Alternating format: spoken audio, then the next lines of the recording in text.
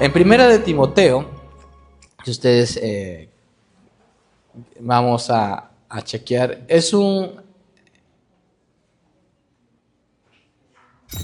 texto clave para entender realmente una función importante de la iglesia. ¿Ya? Por lo general, muchas veces nosotros cuando vemos a la iglesia le preguntamos y decimos cuál es una de las funciones clave que tiene la iglesia, ¿no?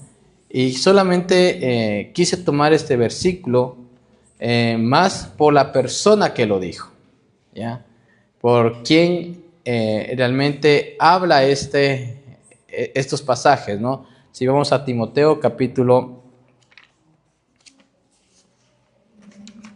1, ¿verdad? Estamos en Timoteo capítulo 3, versículo 14. Dice, esto te escribo, ¿ya? Básicamente es una carta dirigida a Timoteo de un personaje que se llama Pablo. Esto te escribo, aunque tengo la esperanza de ir a verte pronto, ¿ya? Para que, si tardo, sepas cómo debes conducirte en la casa de Dios. Y esto es una verdad inefable, que es la iglesia del Dios viviente, columna y baluarte de la verdad. En este momento quise coger este versículo porque nosotros como iglesia tenemos en nuestro logo, ¿qué tenemos en nuestra iglesia como logo? Las iglesias, las brisas, y el versículo que lo tenemos como referencia de identidad, ¿cuál es? Es este. Decimos, hemos dicho algunas veces o hemos escuchado, iglesia de las brisas, la iglesia del Dios viviente, hemos dicho, que es la columna y baluarte de la verdad. Pero realmente esto es lo que debemos ser, columna y baluarte de la verdad. Y columna y baluarte de la verdad implica algunos detalles implícitos. La primera, que debemos siempre estar preparados para todo tipo de enseñanza. En segunda, que debemos ser una iglesia con personas fieles y probas. La tercera, que debemos ser una iglesia que es testiga ante el mundo. Y la cuarta, debe ser una iglesia que proclame a Cristo y la verdad del Evangelio. Esta es la iglesia que debemos ser. Por lo tanto, he escogido como tema de predicación el Evangelio de Cristo. Una introducción al Evangelio según Romanos. Un pensamiento del Evangelio según Romanos. Pablo dice algo interesante cuando él está hablando en sus cartas. Él le dice a Timoteo que es para que sepas cómo conducirte, para que sepas cómo hacer las cosas. Y hay algo que siempre me he puesto a pensar, y no sé si usted ha pensado esto. ¿Qué tanta diferencia hay entre la iglesia del primer siglo, si nosotros nos comparamos con la iglesia del primer siglo, con la de ahora? Estaremos conduciéndonos de la misma manera como cuando Pablo estaba predicando a estas iglesias. ¿Ya? Y para poder saber eso, tenemos que llegar al pensamiento de la persona.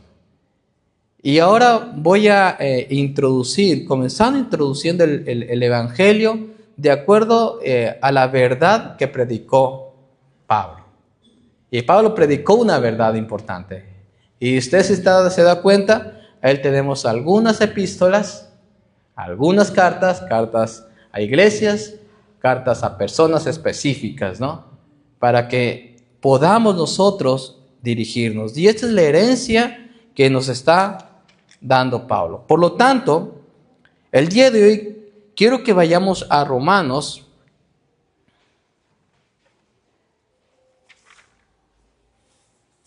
con esta gran verdad, con este gran reto.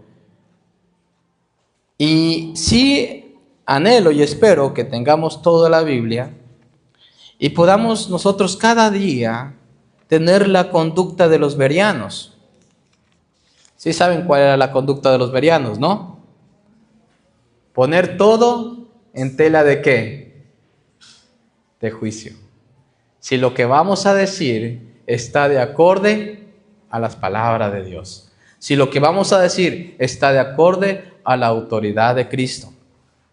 Por lo tanto, quiero en este día enfocarme en la persona que escribió a Timoteo, que fue Pablo. Vamos a escucharle un poco a Pablo. Voy a invitarle a Pablo que venga a sentarse acá y él va a decirnos algo, por así decirlo, ¿ya? Pablo, siervo de Jesucristo, llamado a ser apóstol, apartado para el evangelio de Dios, que él había prometido antes por sus profetas en las santas Escrituras. Como podemos ver en este momento, Pablo está escribiendo esta carta ya no a una persona, sino a una iglesia. Esta iglesia estaba ¿en dónde? Estaba en Roma. Roma era una ciudad que cayó en la deshumanización. La vida de una persona valía más que un boleto de un circo romano. En otras palabras, el boleto del circo romano valía más que una persona. Si usted estudia un poco la historia de Roma en los tiempos de Pablo, en los tiempos de Cristo, usted se va a quedar estupefacto. Cuando la vida no vale nada, los patrones morales desaparecen. Algo similar estamos viviendo. Hoy día a las 2 de la mañana me enteré sobre la muerte de una persona que lo estaba conociendo y me causó dolor porque dije, solamente por asaltarle o robarle algo, deciden quitarle la vida. Y eso lo estoy viviendo en este momento, ¿ya? El saber que estamos viviendo en una sociedad corrupta, inmoral, deshumanizada, en donde si tú vas con un boleto con $5, con $10, y como alguien dijo, algunas personas hasta gratis matan, donde hay una venta de la dignidad a costo de nada. Esa era la realidad romana, esa es la realidad en que Pablo estaba hablando, esa es la realidad también de hoy. Y esa es la realidad donde también vamos a ir. Y lo interesante es que mientras más avanza la sociedad, más vamos llegando a este nivel de deshumanización. Y hay una razón. La razón es porque estamos negando la autoridad de Dios. Y por lo tanto, nos estamos condenando nosotros mismos. La autoridad de Dios es infalible, es soberana. Pero nosotros no queremos aceptar esa autoridad de Dios. La sociedad no quiere aceptar la autoridad de Dios y no la va a aceptar. Por lo tanto, los valores morales, la ética moral, va a estar simplemente a lo que la persona considere que es moral y que es ético. Mas no va a estar considerando qué es para Dios justo, qué es para Dios moral, qué es para Dios ético.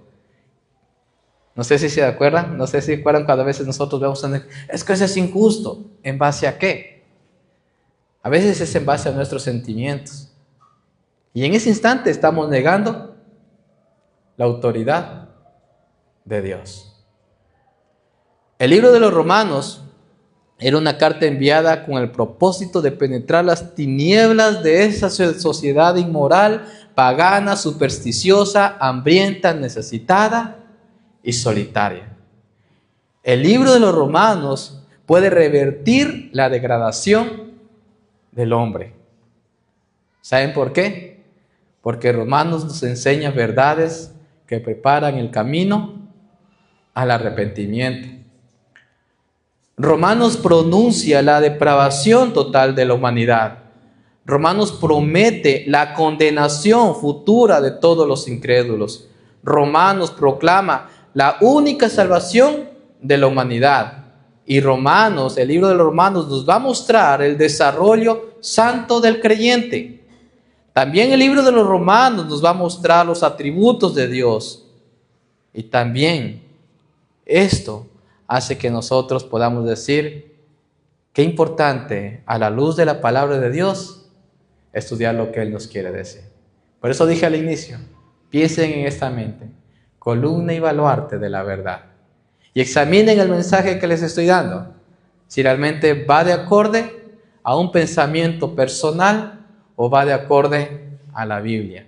Y para que usted sepa que vaya de acorde a la Biblia, hay dos cosas. Primero, tiene que tener una Biblia.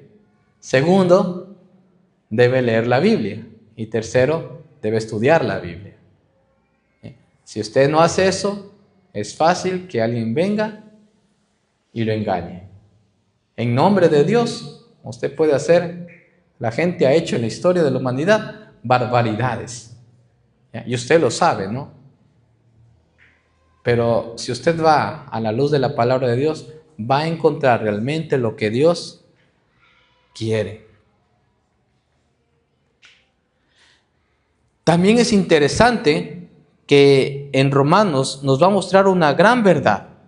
Y la gran verdad que nos va a mostrar en Romanos es que no somos libres. ¿Sabía eso? Romanos va a decir, nosotros no somos libres. Nosotros somos siervos de alguien. Puede ser que seamos siervos del teléfono, siervos de la televisión. ¿De qué más podemos ser siervos? Siervo del pecado, siervo del trabajo, ¿verdad? A veces nos dejamos consumir por el trabajo. Entonces, aquí vamos a ver que tanto usted y yo hemos sido contaminados por el pecado. Vamos al Evangelio de Juan, capítulo 8, versículo 44.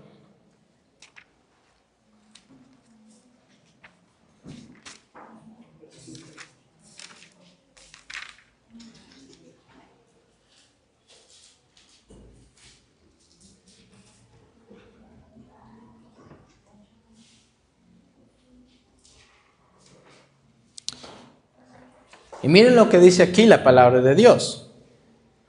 Vosotros sois de vuestro padre, el diablo, y los deseos de vuestro padre queréis hacer. Él ha sido homicida desde el principio y no ha permanecido en la verdad, porque no hay verdad en él. Cuando habla de mentira, de lo suyo habla, porque es mentiroso y padre de mentira. ¿Ya? Juan capítulo 8, versículo 44. Ahora, aquí es interesante que hay una declaración y una verdad. Nosotros hemos sido contaminados por el pecado, por lo tanto nuestro padre en la carne, ¿quién es? El diablo. Entonces cuando usted hace cosas que van contra la voluntad y la autoridad de Dios, ¿a quién está haciendo caso? Cuando usted actúa demasiado emocional y dice, suelta nomás una palabra a quien sea, ¿no? ¿A quién está siendo feliz? Cuando usted toma decisiones sin consultar a Dios, ¿a quién está agradando? ¿Y de quién está siendo siervo? No sé si explico. ¿A quién está sirviendo? ¿Ya? Entonces, estas son las consecuencias de ser hijos del diablo. Y para los hijos del diablo hay una sentencia judicial. Y que ya está dada. O sea, no es que no está dada. Toda persona que ha nacido, desde el instante que nació, ya hay una sentencia judicial. ¿Y esa sentencia judicial cuál es? La muerte, la pena de muerte. Es algo interesante para poner en contexto en Estados Unidos cómo se lleva el tema de la pena de muerte. Cuando la persona es sentenciada a muerte, no es que le matan en ese instante. Muchas veces, ¿cuánto tiempo está encarcelado? Puede estar una semana, 1 año, 2 años, 3 años, 5 años. A veces ha habido que después de 10 años recién se ejecuta la pena de muerte. Nosotros desde que nacemos, la sentencia judicial ya está dada. O sea, naciste, te has sentenciado ¿a qué? A una pena de muerte. Ahora, que de allí va a pasar algún tiempito, ¿no? Para que se ejecute esa pena de muerte. Porque la paga del pecado es muerte. Ezequiel 18:20 nos dice, el alma que pecare, esa morirá. Ahora, vamos a Juan capítulo 3, versículo 3.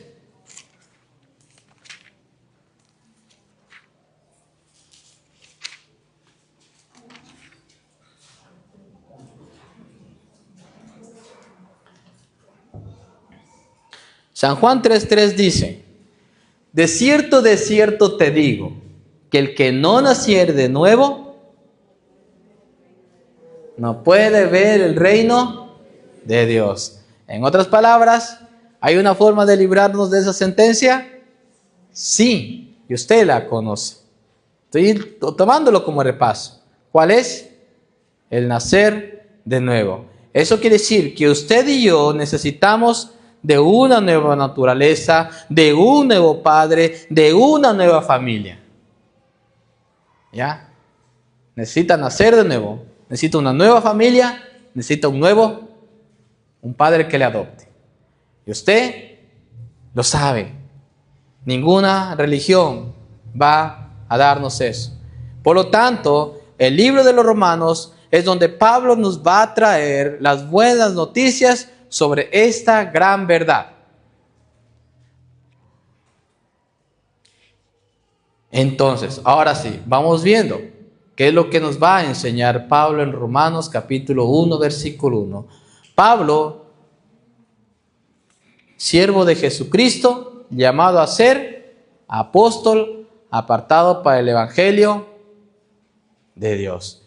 En otras palabras, la gran fuente de verdad es el evangelio, cuya fuente es Dios. Pero aquí va a venir otra gran verdad. ¿Y por qué pronuncié Timoteo? Vamos a Gálatas capítulo 1, versículos 6 y 7.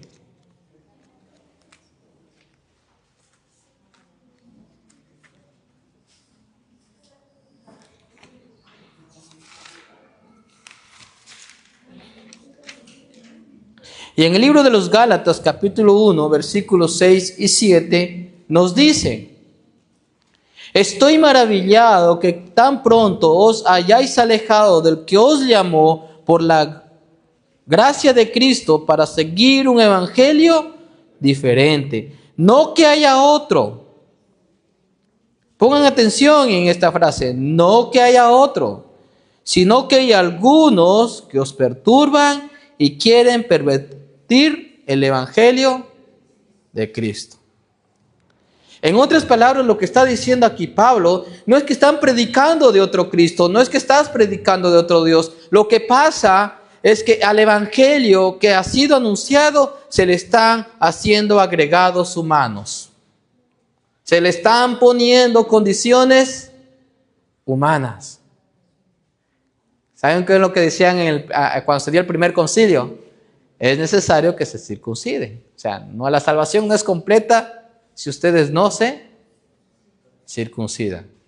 Esto es lo que dijeron al principio. Por eso tuvo que Pablo venir a Jerusalén y decir, hey, la salvación solamente es por Cristo. Y si usted conoce la historia de la iglesia, usted se va dando cuenta que siempre hubo situaciones agregadas o gente que quiso agregar al evangelio algo más. No puede ser completamente salvo si no se bautiza. No puede ser completamente salvo si no cumple ciertas tradiciones específicas.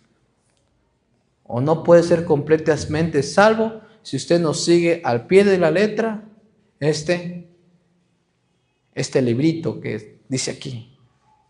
¿No? Eso, agregados humanos, Pablo dice que la persona que predique sus agregados humanos deba ser considerado maldito. Que no se le escuche. El mundo está lleno de evangelios diferentes, pero solamente el evangelio en donde vemos la real condición del ser humano y la real salvación del ser humano, que es por Cristo, es el evangelio que vamos a escuchar. Segundo, también hablamos de que apóstol de Jesucristo por medio del Padre. Y no estamos hablando de que Pablo era un mensajero o había un mensaje. Y aquí, mis hermanos, grabémonos una norma. Todo mensaje debe estar contenido y revelado en el Antiguo Testamento.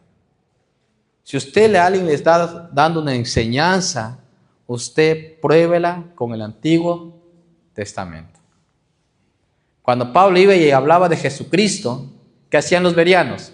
A ver, ¿en dónde Génesis me habla de Jesucristo? ¿En dónde Éxodo me habla de Jesucristo? ¿En dónde Levítico me habla de Jesucristo? Pregúntese eso y cuestiones para que usted vea cómo desde Moisés, siguiendo por los profetas, declaran o van a declarar una verdad escritural. ¿Ya? Por lo tanto, esa es una fuente de información muy, muy valiosa que usted debe saberla. En otras palabras, ¿qué le dije al inicio? Tengo una Biblia, lea la Biblia y estudie la Biblia. De lo contrario, cualquier persona me puede venir y engañar. ¿De qué trata, de acuerdo a Pablo y de acuerdo a Romanos, el Evangelio? Pablo nos dice que el Evangelio de Dios que Él había prometido antes por sus profetas en las santas Escrituras. ¿Ya? De esto nos dice que este Evangelio fue prometido ¿desde dónde? Desde el Génesis. Y nótese esto, acerca de su Hijo, nuestro Señor Jesucristo, nos dice que era del linaje de David, según la carne. Ahora, ¿por qué voy a mencionar a Jesús? Importante en el tema del Evangelio, porque Jesús se relaciona directamente con David. No es suficientemente impresionante que Jesús es el eterno Dios, no a menos que comprenda su conexión real como la calificamos para sentarse en el trono de David como Mesías. Las profecías han declarado que el Mesías era descendiente de David, de la tribu de Judá. Esta es la razón por la que el Evangelio de Mateo empieza con la genealogía de Cristo, la cual traza el árbol genealógico de la familia terrenal de Jesús, llegando hasta David. El verdadero Mesías debe ser un descendiente de la línea real de David. Esta es la razón por la cual el Evangelio de Mateo va a empezar con la genealogía de Cristo. Por lo tanto, nos va a mostrar una familia terrenal. De acuerdo al Mateo, Jesús tenía el derecho histórico por ser el rey de Israel. Escucharán bien. De acuerdo al Mateo, Jesús tenía el derecho histórico a ser el rey de Israel. Recuerden que la línea de Mateo llega hasta José, y José es papá de Jesús. ¿Sí? ¿Sí? Ahí se equivocaron. ¿Sí? Jesús no es papá de Jesús. Jesús no viene de José. Jesús. Ya es padrastro, ya utilicemos el nombre correcto, es padrastro de Jesús, ¿no? Pero José, al momento de adoptarlo a Jesús, al momento que José, vamos en legalidad, adoptarlo a Jesús, Jesús llega a tener el derecho real de ser o de sentarse en el trono de David. ¿Sí me explico? Al momento que José adopta a Jesús, le está dando el derecho real, porque hay una adopción legal aquí, ¿ya? Pero por parte de María tiene el derecho legal, totalmente. No sé si me explico. Por parte de José el derecho real, porque le adopta, y por parte de María el derecho legal, porque tanto María y José vienen de la descendencia ¿de quién? De David. El hijo de María iba a tener el derecho legal. El hijastro de José tenía el derecho histórico. ¿Ya? Entonces, son detalles que podemos tener en consideración cuando decimos, ¿y por qué? Jesús, ¿de dónde? Entonces, Dios había prometido a David en Primera de Crónicas, capítulo 22, versos 9 y 10, si quieren nos vamos allí. En Primera de Crónicas, capítulo 22, versos 9 y 10, que el trono de Salomón sería establecido en Israel.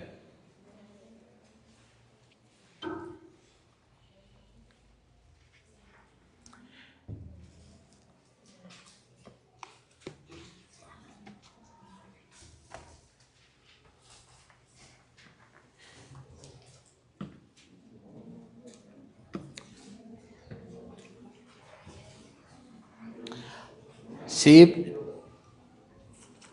esto fue prometido, aunque Salomón no fue el primogénito de David. Si lo tienen, vamos a leerlo en silencio y vamos a ir analizándolo, ¿no? De hecho, miren, Salomón no era el primogénito. De hecho, el primogénito de David, ¿cuál fue? Natán. Y si quieres saber eso, anoten con un lapicito. Esto se encuentra en 2 de Samuel, capítulo 5, verso 14. ¿Ya? Vamos a poner algo. ¿Quién se sentó en el trono? Salomón. ¿Quién fue el primogénito? Natán. ¿Ya? Hasta ahí vamos entendiendo. De Salomón, vamos a decir, de Natán, del primogénito, nace, después de muchos años, ¿saben quién nace? ¿Saben quién es descendiente de Natán? María. ¿Sí me explico? Descendiente de Natán, de la descendencia de María viene de la descendencia de Natán, el primer hijo de David. Ya, repito, María viene de la descendencia de Natán, el primer hijo de David. Entonces, si es que queremos decir que alguien tiene el derecho del reinado, tiene que ser un hijo de ¿quién? De María. Y José viene de la descendencia de Salomón. ¿Sí sabía esto, mi hermano? Estos dos primos lejanos, llamados María y José, se comprometieron. El compromiso significó que había un trono en Jerusalén. Su primer hijo tenía tanto el derecho legal como el derecho real para sentarse en el trono de David. María y José se casaron, ¿ya? Pero María concibe por obra del Espíritu Santo, a quien le cubrió con su sombra. Por lo tanto, el nacimiento virginal de Cristo es de importancia capital.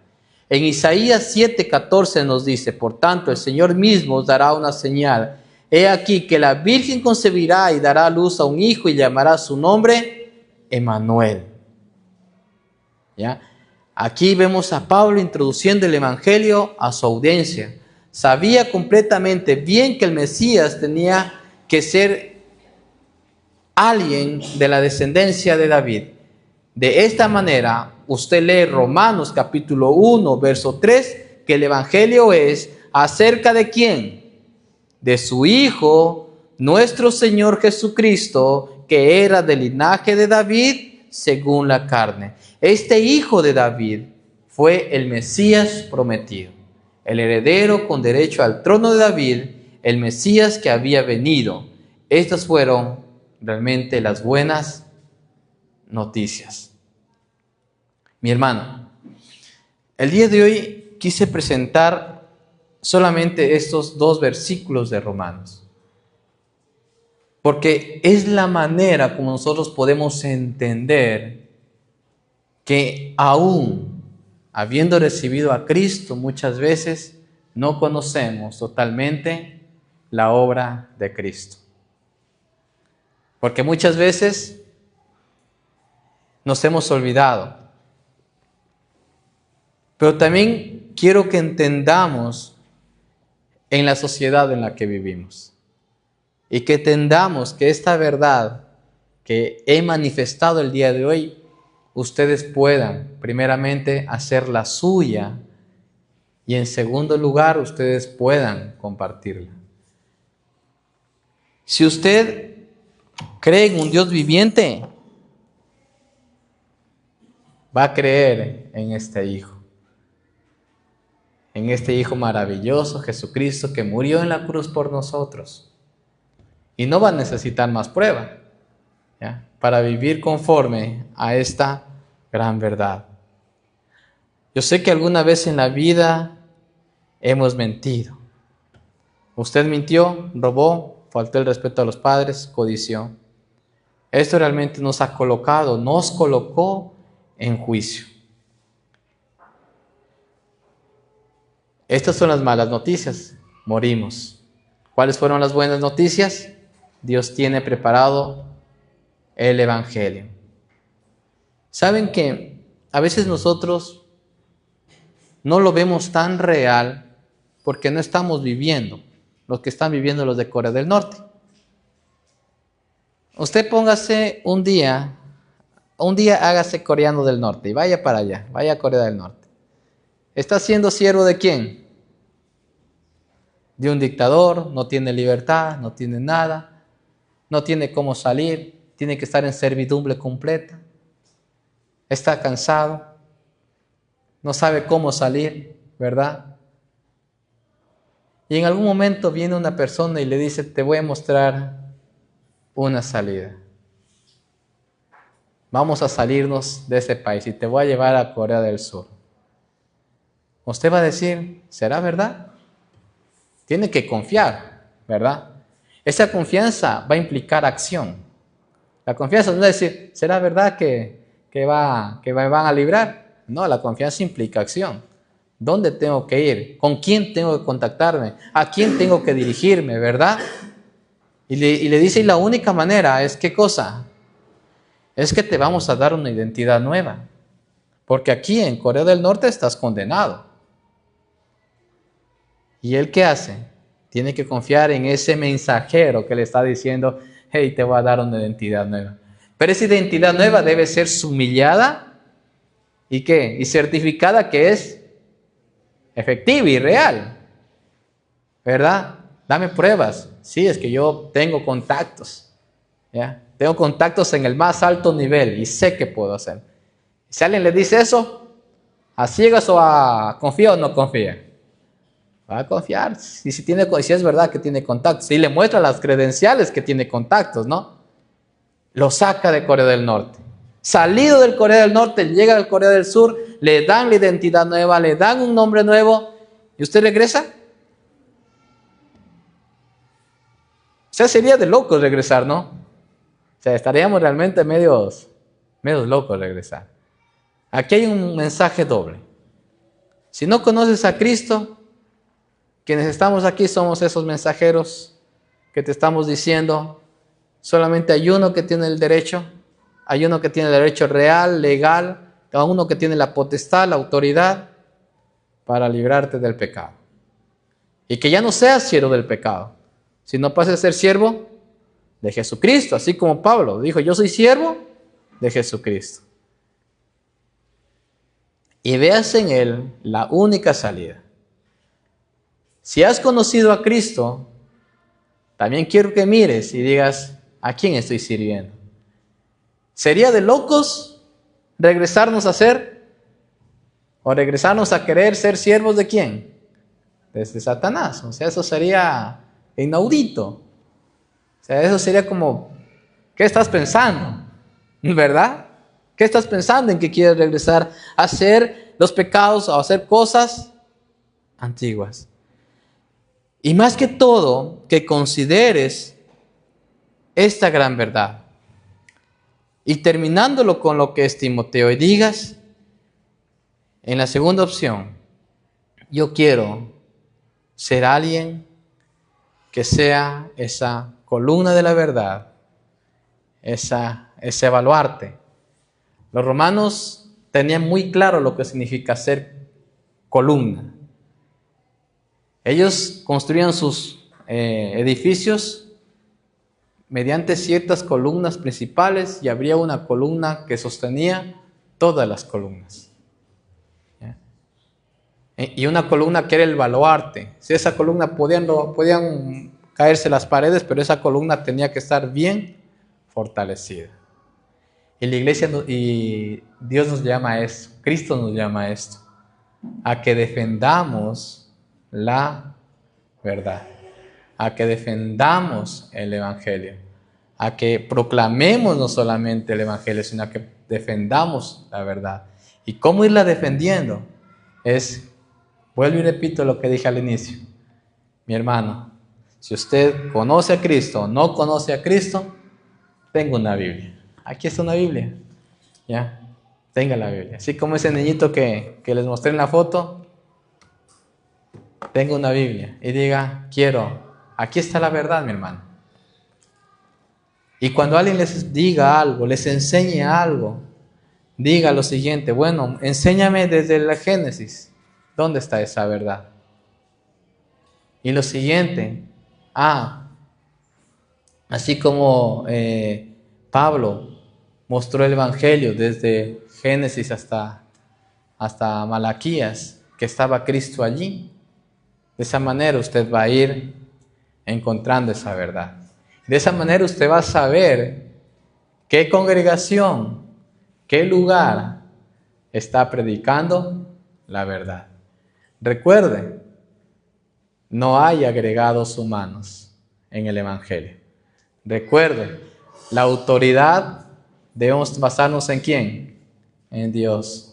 ¿Cómo sabe si usted es justo o algo es injusto si usted no lo mide en los parámetros de Dios? No lo mide en sus parámetros. Porque cuando lo medimos en nuestros parámetros, lo que voy a hacer y actuar es lo que yo considere justo para mí. Vaya a la Biblia, vaya a la fuente de la verdad, vaya a la fuente del Evangelio, y es lo que yo, mi hermano, le puedo decir. Siempre, mi hermano, un edificio puede perder ventanas, puede perder puertas, pero si pierde las columnas, se derrumba. Estamos viviendo como iglesia actualmente una persecución ideológica. Si usted no se ha dado cuenta de eso, mi hermano, pida a Dios que le dé visión. Pero la iglesia está actualmente viviendo una persecución ideológica. Pero usted debe permanecer en la verdad de Cristo. Siga de pie, sea columna. Y si no es columna, le invito a que sea columna firme y fuerte. Y si no conoce a Cristo, le invito a que conozca a ese Cristo real, a ese Cristo viviente, a ese Cristo que está aquí, en nosotros, en medio de nosotros. Defendamos la enseñanza, vivamos coherentemente y proclamemos la verdad de Cristo. Oremos. Gracias, oh Dios, por tu amor realmente, porque tú eres soberano, Dios, en todo. Tú eres misericordioso también en todo. Tu amor ha sido manifestado en todo tiempo y en todo momento. No hay generaciones, oh Dios, que no hayan experimentado esa gracia, oh Señor, esa maravilla, oh Dios, de conocerte, oh Señor. Te pido, Señor, que bendigas la vida de cada uno de nosotros, oh Señor. Señor, te pido también que nos ayudes, oh Señor, a poder escudriñar tu palabra, poder entender tu palabra, poder leerla, oh Señor, y también poder vivir conforme a ello, Señor. Oh Señor, te pido, Dios, que como iglesia, oh Dios, podamos ser columna y baluarte de la verdad. Que como iglesia podamos proclamar el Evangelio de Cristo. Que como iglesia podamos, oh Señor, tomarla como importancia, oh Dios, esta gran verdad. Cualquier otra situación son actividades, oh Señor, pero que defendamos estas grandes enseñanzas y estas grandes verdades. En el nombre de Jesús, oh Señor, te pido todo esto. Amén.